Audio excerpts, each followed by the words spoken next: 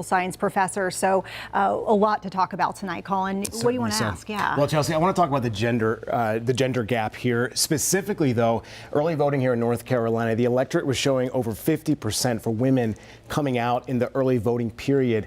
How do you think that's going to impact the vote here in North Carolina? A lot has been said about splitting right. Donald Trump getting a lot of male votes, women voting for Harris. What are you seeing so far out there right now? Yeah, this has been a fascinating trend to me. Yeah. It's very typical that women outvote men by a little bit, maybe a percentage point or two. Yeah. But seeing the over 50%, I think it might have been 56% of the early vote was women.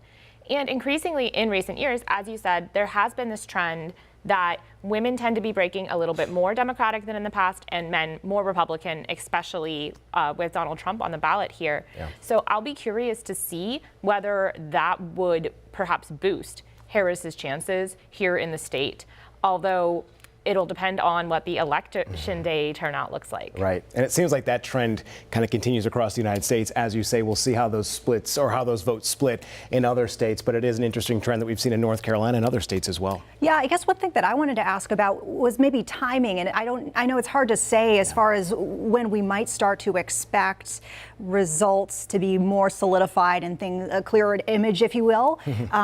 What sort of time frame are you thinking about? Well, it depends on the state. So here in North Carolina, my understanding is most of the votes that have been cast on election day or prior, either during the early voting period or the absentee ballots that they would have received before election day, that they can tabulate those once the polls close, and we'll have most of that information tonight. So we may know more about North Carolina tonight, but if the state is very close, then we are still waiting on absentee ballots that were received on election day, as well as the provisional ballots and any military overseas ballots that are still coming in.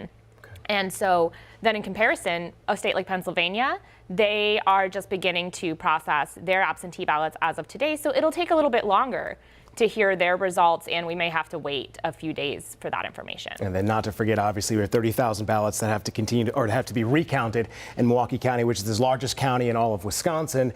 Then we have 2 precincts in North Carolina that also extended, so those ballots will be counted. Although I do believe, and it sounds like we'll have more of those results from North Carolina within the next couple of hours, so that'll be good to see.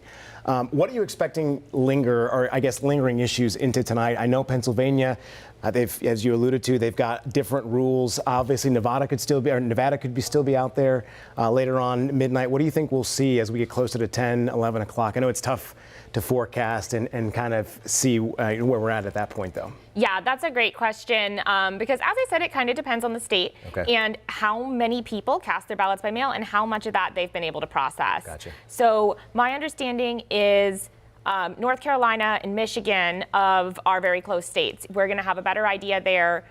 Pennsylvania, Wisconsin, I believe they're the ones where it might take a few days if they're very close and we need to wait until there can be more processing and counting of their absentee ballots.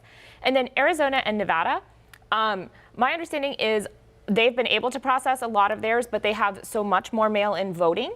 And especially ballots that might be counted in their very large counties from drop boxes may take a while. Okay. So it'll depend kind of on how close the states are. It's going to be an interesting night. Yeah, and of course, like folks want to know, of course, the presidency, but also in North Carolina, as we alluded to, there are a lot of statewide races that folks are watching. We know the governor's race is super high profile on the national scale.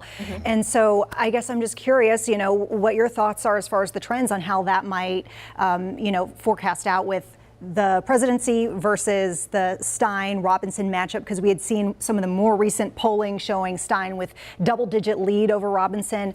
I guess, how do you think that might trickle down? Yeah, that has been a really interesting trend, is so many of the polls have been showing Stein with that double-digit lead. But if you look at other statewide races, such as Attorney General or like Superintendent of Public Instruction, their gap is a little smaller. It seems like this may be having some effect. Democrats tend to be leading in those races. And so it's hard to say, will the same thing happen in the presidency? Will that give a little bit of an edge to the Democrats? Or are voters going to be discerning and vote Republican for the presidency and Democratic for governor as they did in 2020?